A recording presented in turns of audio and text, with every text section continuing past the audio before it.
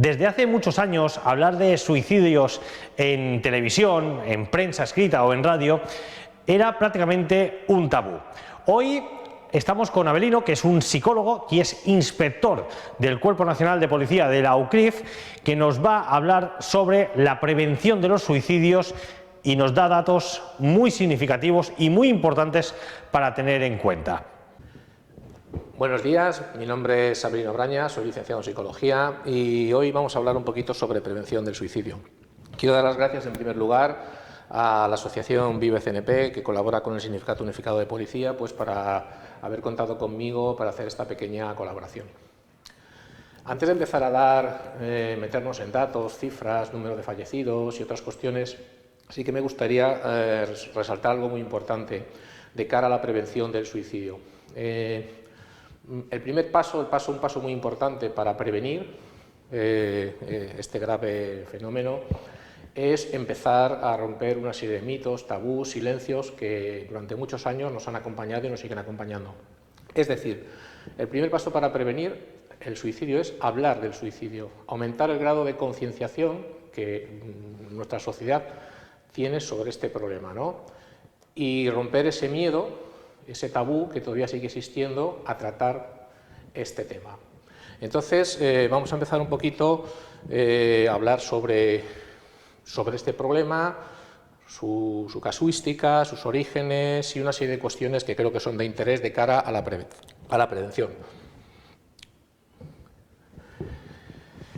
Cuando hablamos de suicidio, por desgracia, estamos hablando de muertes de muchas personas. Entonces, bueno, la Organización Mundial de la Salud, ya en el año 2008, decía que el suicidio causaba anualmente en el mundo cerca de 800.000 muertos. Estos son cifras oficiales, evidentemente el número de fallecidos puede ser todavía pues, mucho mayor. Según datos de la misma organización, por cada suicidio consumado se producen como 6 o 7 tentativas de suicidio. Es por ello que se considera ya desde hace mucho tiempo pues, un grave problema de salud pública. En España, desde el año 2013, las muertes por suicidio pues, doblan a las producidas a los accidentes de tráfico y son 75 veces más altas que las originadas pues, por otro gravísimo problema de nuestra sociedad, como es la violencia de género. Por otra parte, como ya he indicado, esa cifra que daba la Organización Mundial de la Salud, de 800.000 fallecidos anuales, y 4.000 fallecidos en España, el número de muertes por suicidio, pues de alguna forma hay un infrarregistro, ¿no? Es decir, no coincide el número de fallecidos que figura en el Instituto Nacional de Estadística, que es quien se carga de registrar este tipo de muertes, no suele coincidir con el número de fallecidos que registran los institutos de medicina legal. Es decir, esa cifra que damos de 3.500, 3.600, 3.800, aproximado a los 4.000, sería todavía más elevada. Además, hay otro grave problema. Evidentemente, por cada suicidio consumado se van a ver directamente afectadas pues, una media de 6 personas. ¿Quiénes son estas personas? Son familiares, amigos, conocidos del suicida, evidentemente. Que ya pues, también entre ellos mismos y por parte del personal especializado se refieren a ellos como supervivientes. Pues el superviviente es toda aquella persona que afecta a la conducta del suicida, ¿no? del suicida, es decir, y quien entre otras consecuencias van a tener que hacer frente pues, a un duelo pues, mucho más prolongado, ¿no? Mucho más duro de trabajar y de asumir que cuando se produce el fallecimiento de una persona, de un familiar o de un amigo, pues por otras causas. Y aquí entramos en otro terreno, las causas, ¿no? La mayoría de las personas que piensan en suicidarse realmente, o sea, lo que quieren es, no quieren morir, son ambivalentes en ese sentido, ¿no? Por una parte, evidentemente, quieren acabar con su sufrimiento y por otra parte quieren vivir. Realmente, detrás de la causa última de cada suicidio, lo que hay es un gran sufrimiento, una gran desesperanza, ¿de acuerdo? No ver solución a ese problema, ¿de acuerdo?, que la persona sufre, bien sea por distintas causas, y se produce como una especie de visión en túnel, que de alguna forma la única salida que se ve finalmente es pues, poner fin a la propia vida.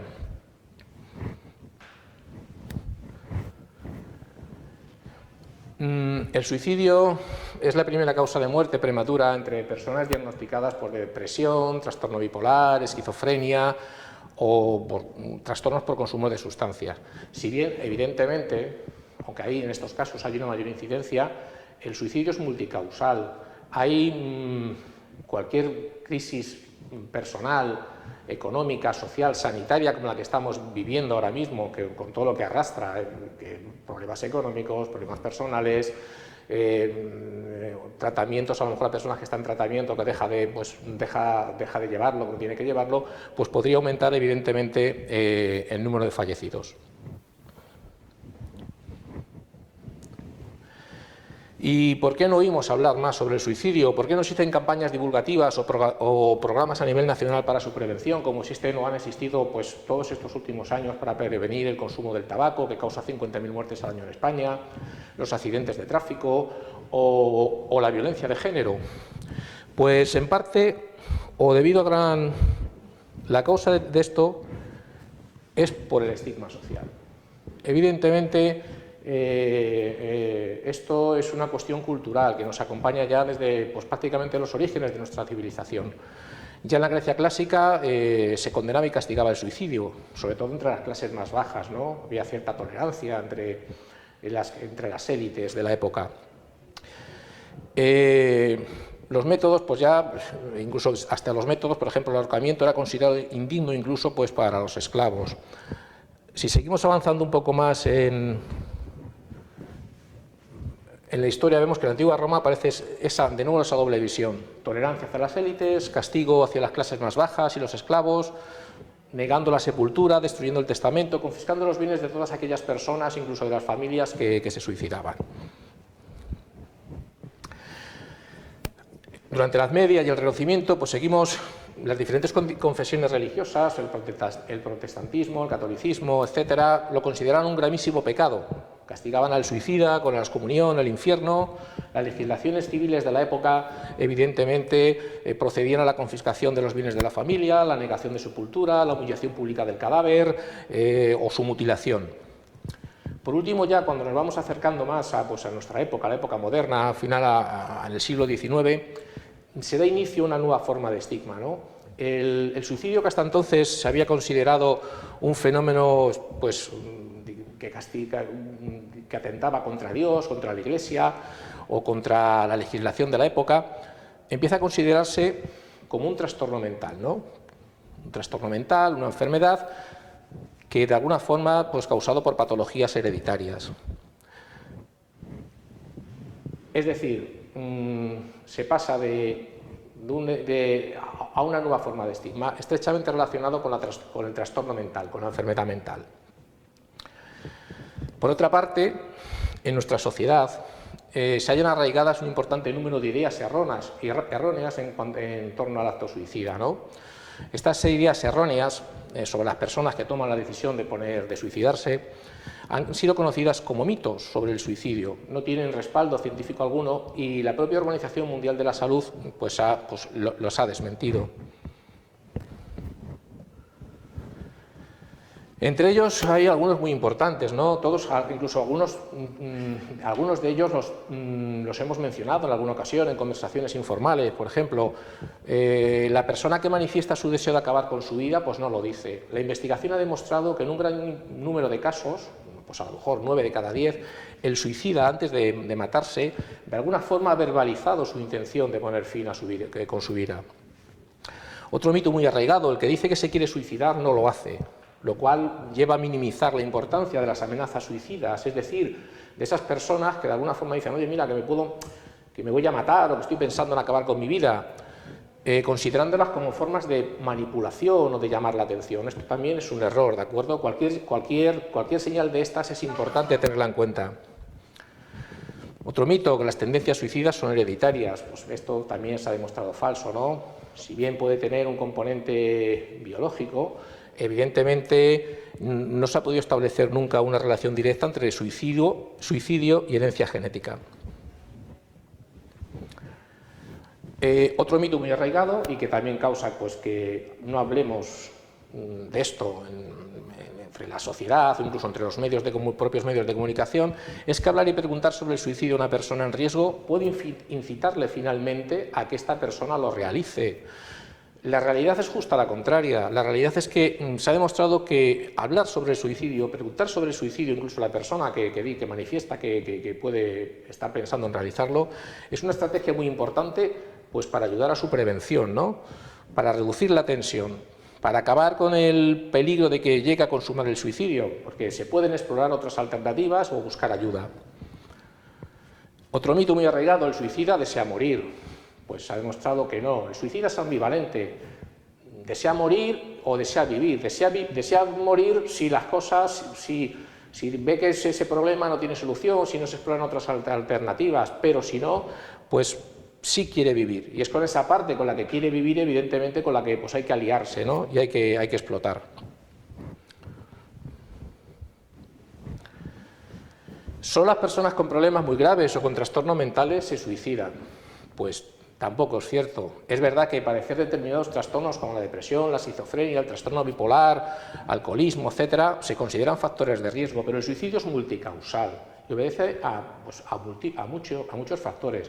Las rupturas sentimentales, las pérdidas de seres queridos, las crisis económicas graves, cualquier factor que pueda ser altamente estresante en nuestras vidas, o crisis vitales que podamos vivir a lo largo de nuestras vidas, es susceptible, ¿de acuerdo?, de ser causa, ¿no?, de que una persona se suicide al considerarla intolerable o insuperable. Otro mito también muy extendido es que cuando una depresión grave mejora, ya no hay riesgo de suicidio.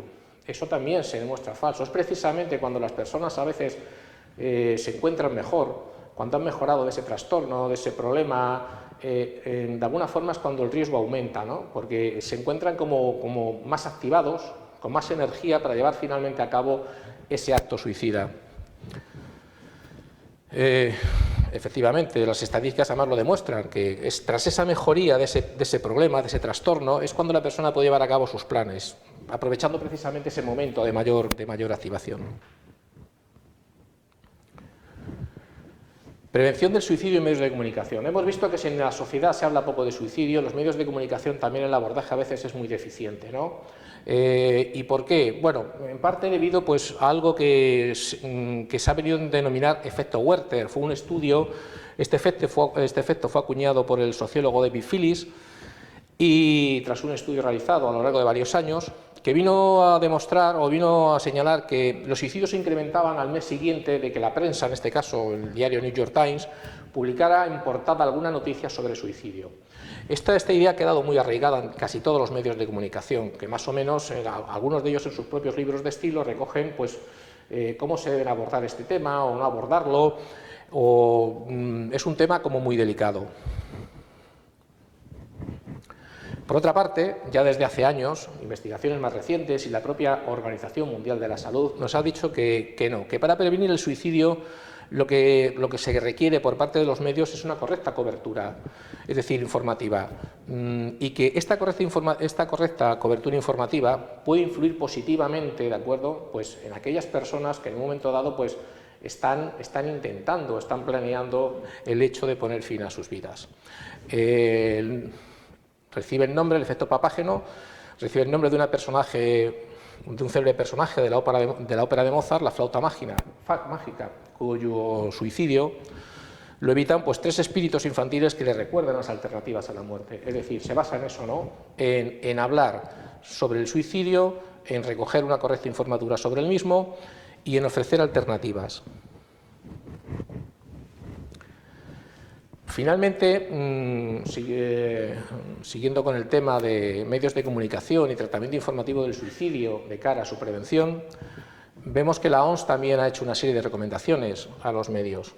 Referirse al suicidio como un hecho consumado, no exitoso, no hablar de se suicida con éxito una persona, presentar solo datos relevantes en páginas interiores, resaltar las alternativas al suicidio, ¿de acuerdo?, recursos de apoyo comunitarios, atención primaria, etcétera. Proporcionar información sobre líneas de ayuda y recursos comunitarios, publicitar indicadores de riesgo y señales de advertencia, que veremos unos cuantos de ellos un poquito más adelante. Seguimos con esas recomendaciones que, bueno, pues que en muchas ocasiones o en algunas ocasiones no se cumplen, sobre todo si el suicida es una persona famosa, porque los medios ahí son un poco ambivalentes. No hablan del suicidio cuando la persona no es pública, el personaje no es público, pero en cambio se producen a lo mejor grandes coberturas con todo tipo de datos cuando el personaje es un personaje famoso, ¿no? Entonces dicen, pues no publicar fotografías, notas suicidas, no informar sobre detalles específicos del método usado, es decir, se ahorca, se pega un tiro en la sien o se corta la yugular. No dar razones simplistas, no glorificar ni sensacionalizar el suicidio, que en unas ocasiones también pues, se produce, no usar estereotipos religiosos o culturales y sobre todo no culpabilizar. Y vamos con esas señales de advertencia muy importantes de cara a la prevención del suicidio. Estamos evidentemente ahora viviendo una etapa, esta etapa de confinamiento, de estar todos encerrados en casas, donde también se empieza a ver, pues evidentemente, pues la magnitud, ¿no?, de la crisis económica que vamos a tener que vivir próximamente, y evidentemente, pues sí que existe un riesgo de que el número de suicidios, pues de alguna forma pueda aumentar. Entonces, hay unas señales de advertencia que casi siempre, pues muchas personas antes de suicidarse, pues pueden presentar. Por ejemplo, que empiecen a hablar sobre el suicidio, ¿no?, y la muerte en general, que busquen en Internet o en otros medios formas de quitarse la vida, que comiencen a hablar sobre lo desesperados que están, sobre que no tienen ningún motivo para vivir, que veamos comportamientos que pueden ser autodestructivos, ¿no?, gente que a lo mejor que hasta hace poco tiempo pues no tenían, que empiecen a beber más alcohol, a consumir drogas, conductas autolesivas, que visiten o llamen a personas conocidas para despedirse, o simplemente también pues que regalen pertenencias a familiares o amigos. Son algunas de estas señales de advertencia. Otro punto importante que a veces también, de cara a la prevención, nos deja un poco parados, nos preocupa, ¿no? ¿Qué puedo hacer si alguien que conozco pueda estar pensando en suicidarse o en atentar contra su vida? Pues lo mejor que se puede hacer es hablar sobre ello, preguntarle directamente si está pensando en suicidarse. Esto, como hemos visto antes, que es un mito sobre el suicidio, que de alguna forma no se hace porque tenemos miedo que si le preguntamos o si hablamos sobre ello, esa persona aumente el riesgo de suicidio, pues es todo lo contrario. Y hay que preguntar directamente, pues, ¿has pensado en suicidarte? ¿Has pensado en hacerte daño a ti mismo? ¿Has tenido ideas de matarte? ¿De acuerdo? No tiene que preocuparnos la idea que al preguntar estemos induciendo la idea del suicidio en la mente de la otra persona. Las investigaciones, vuelvo a repetir que las investigaciones, todos los especialistas en la materia recomiendan esta estrategia.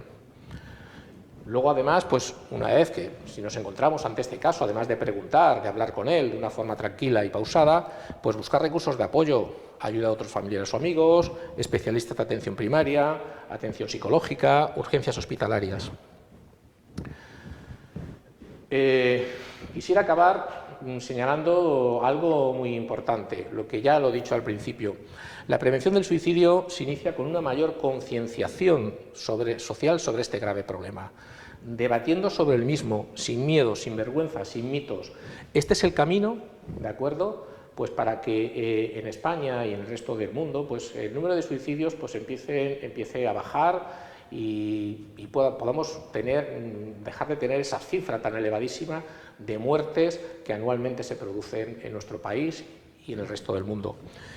Por mi parte, pues nada más, darles muchas gracias por su atención y una vez más darle las gracias a Vive CNP, al SUB por haberme dado la oportunidad de darles esta pequeña charla sobre este problema tan grave y acuciante.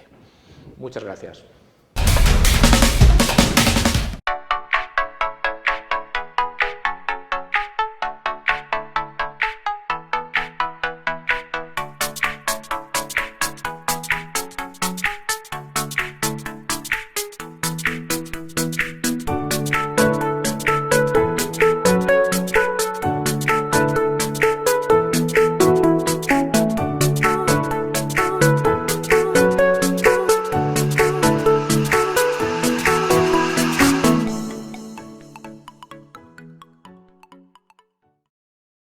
Hola, buenas. Desde Ideas les queremos contar que a partir de la semana pasada ha salido una nueva resolución donde desde Unidad Central de Formación de Policía se nos permite que todo lo que son los reciclajes y las actualizaciones de los vigilantes de seguridad se puedan hacer de forma no presencial. ¿Esto qué significa? Que pueden hacer en forma de distancia, en Moodle, por aplicaciones como aulas virtuales como el Zoom, el Teams, etc.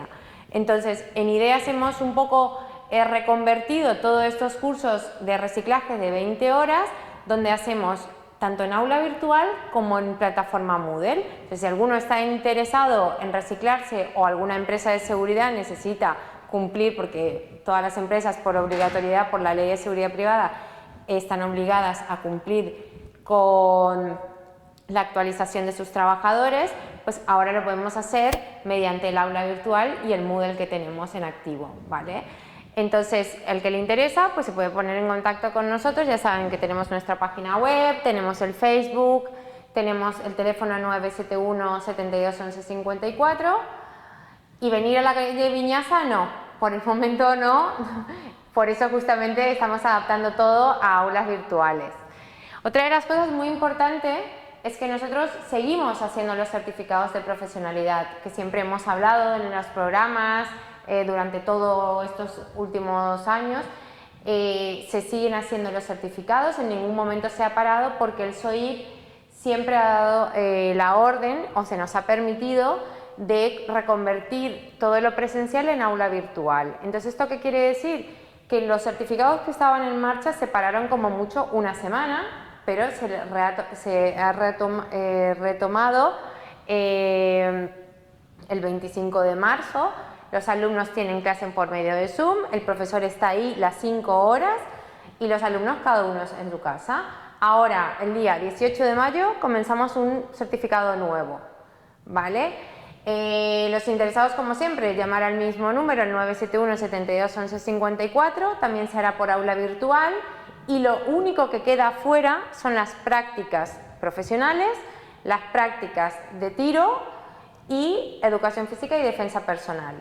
Entonces, lo que hacemos es avanzar en temario para que agilizar un poco todo y que la gente que quiera habilitarse pues pueda ir avanzando en temario, y la parte práctica, una vez que se levante el estado de alarma y que el gobierno nos permita que se concentre la gente, que pueda ir a un polideportivo o que pueda ir a la galería de tiro, pues ahí lo realizaremos, y así de esta manera pues pueden no perder el tiempo e ir agilizando todo el tema para la habilitación del TIP. Bueno, desde Ideas queremos contarles que también nosotros no hemos parado en ningún momento de hacer los certificados de profesionalidad. Los certificados que siempre hemos ido comentando en el programa siguen en marcha. El SOIP desde el 25 de marzo nos ha autorizado a reconvertir todos los cursos que teníamos ya en marcha de forma presencial en aula virtual. Entonces, ¿qué hacemos? El profesor, por medio de una aplicación, está las 5 horas en vivo con los alumnos, ¿vale? Está en ese momento en directo todo el tiempo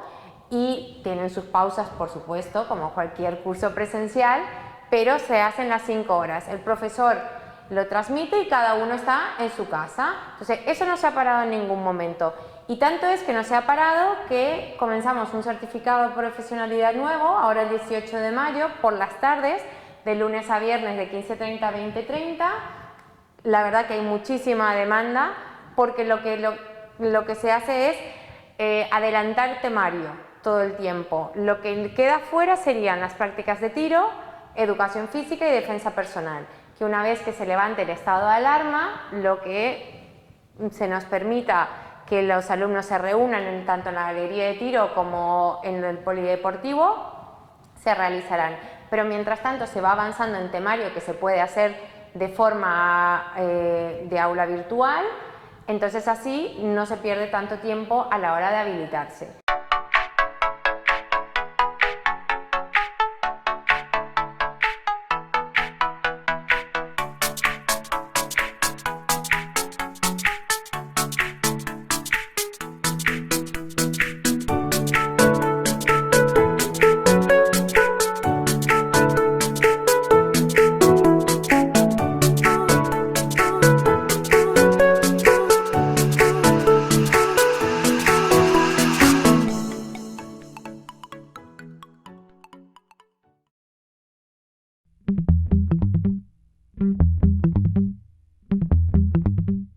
Buenas, hoy vamos a hablar de suplantación de identidad.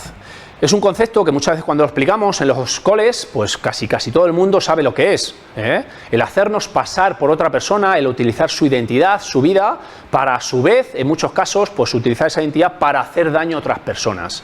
Esto, como bien sabéis, es un delito. Y más importante que un delito es que hacemos daño no solamente a la persona suplantada, sino a su vez, pues a otras personas que les están llegando estas amenazas, estos insultos, estas burlas, estas bromas que estamos enviando y que de forma anónima nos creemos pues que eso es muy gracioso y que estamos visualizando cómo entre diferentes personas pues están pues discutiendo, peleándose por todo lo que ha sucedido a lo mejor en el fin de semana pasado. Siempre decimos que es muy difícil digamos, controlar toda nuestra vida y a lo mejor todos nuestros datos, pero sí que podemos hacer o tener en cuenta pequeños gestos para evitar que suplanten en la medida de lo posible nuestra identidad.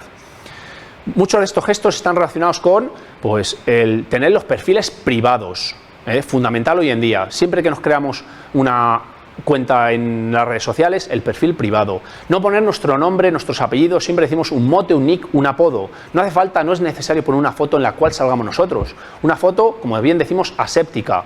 Un río, una montaña, lo que sea, en la cual no salgamos nosotros. De esa manera, pues se lo ponemos un poquito más difícil y cuidamos de nuestra privacidad.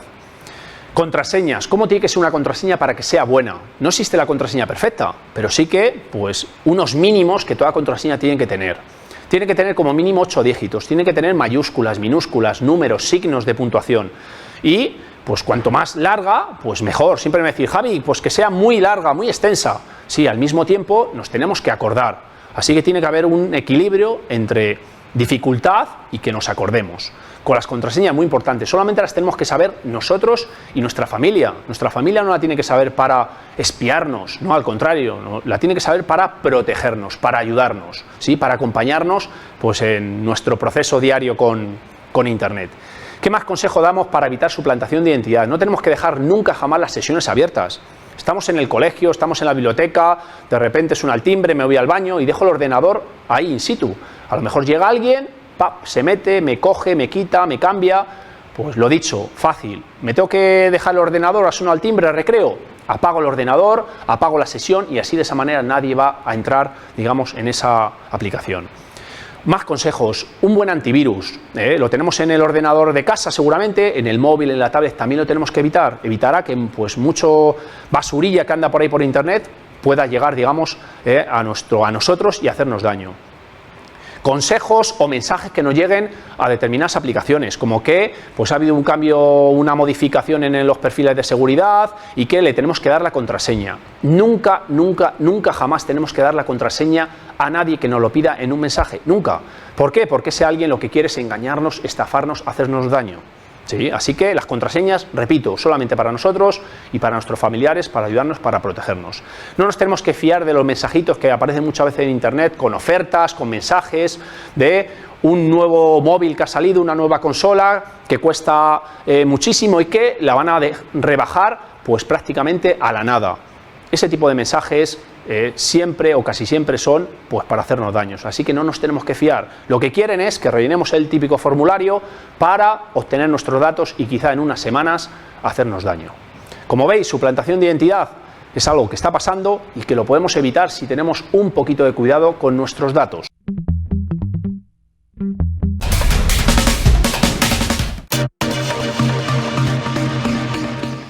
Muy buenas de nuevo, bienvenidos a otro día más de entreno de rutina de confinamiento en los que, como ya sabéis, realizamos 5 ejercicios durante 25 minutos y al máximo esfuerzo posible. Siempre antes de entrenar es importante realizar un buen calentamiento. A continuación os lo voy a explicar. Como ya sabéis, lo importante del entrenamiento no es solo hacerlo, también es calentar antes de él. Vamos a hacer el primer ejercicio, el molino. 5 ejercicios, el primero consiste en este. Molino. Brazo contrario a pie contrario. El segundo, movimiento de cintura con rebote, con un stop en medio y rebote. El tercero, rotación hacia adelante y hacia atrás de los brazos. 20 segunditos, un buen ritmo, hacia detrás también. El cuarto va a consistir en movimientos de aductor hacia afuera y hacia adentro. Vamos a hacerlo hacia afuera, trabajamos. hacia adentro. Y el último, para finalizar este calentamiento, va a ser jumping jacks. Aquí saltando, abriendo y cerrando, y un buen ritmo. Bien, para esta rutina de piernas vamos a utilizar garrafas de agua, mochilas, cualquier objeto que nos sirva para realizar nuestro entrenamiento. El ejercicio 1 va a consistir en, ponemos la garrafa de agua aquí en los brazos, abrimos las piernas, ¿vale? Vamos a hacer una sentadilla abierta. Trabajamos bajando aquí hacia abajo, apretando fuerte y casi sin poner las piernas rectas arriba, ¿vale? Bajamos. Aquí. Buen ritmo. 20 repeticiones, recuerdo. Trabajando bien. Espalda recta y glúteo hacia afuera. Implicamos también el femoral con este ejercicio, ¿eh? Para el segundo ejercicio vamos a realizar una zancada posterior. Para principiantes y condición física podéis realizarla sin peso, sin garrafa de agua, y para expertos sí que aconsejo que cojáis un poquito más de peso, ¿vale? O bien, nos la ponemos aquí atrás o la ponemos aquí adelante. Yo prefiero ponérmela aquí adelante, ¿vale? Coloco un pie, agarro bien, pierna recta y rodilla tocando el suelo, alternando. ¿De acuerdo? Durante 30-40 segunditos. Bajo y alterno. Espalda recta y si podéis mirar al techo mejor. Para el tercer ejercicio también vamos a utilizar una garrafa de agua y vamos a hacer una sentadilla profunda con las piernas paralelas, sin abrirlas hacia afuera, y vamos a hacerlo de esta siguiente manera. Podemos ponerla o aquí o aquí atrás. Como ya os he dicho, para tema de objetos no de musculación, prefiero hacerlo por delante. Bajamos hacia abajo, apretamos, mantenemos la tensión sin estirar la pierna de todo arriba. Veis que la mantengo flexionada y bajamos hacia abajo. Un buen ritmo y apretando, manteniendo la tensión en los cuádriceps y glúteos. Bien, en el cuarto ejercicio vamos a realizar una sentadilla búlgara. La vamos a realizar con silla. El ejercicio consiste en pierna adelante, esta pierna la colocamos en la silla y bajamos hacia abajo tocando el suelo con la rodilla. Apretamos la pierna, mantenemos la tensión durante 20 repeticiones con cada pierna. Y para terminar la rutina de tren inferior de hoy, vamos a trabajar el femoral tumbado. Yo lo voy a hacer hoy con mancuernas, pero si en casa no tenéis, podéis realizarlo con botellas de agua de 1,5 litros o 2 litros. Consiste en ponerlos la mancuerna o bien la botella en los talones o puntas de los pies, sin tocar el suelo, el objeto. Vamos a subir hasta aquí atrás, apretando casi, tocándonos el glúteo y bajando lentamente, apretando sin tocar el suelo. Espero que el entrenamiento de hoy os haya gustado, que lo realicéis en casa y sobre todo que, como siempre, nos vemos en el siguiente capítulo.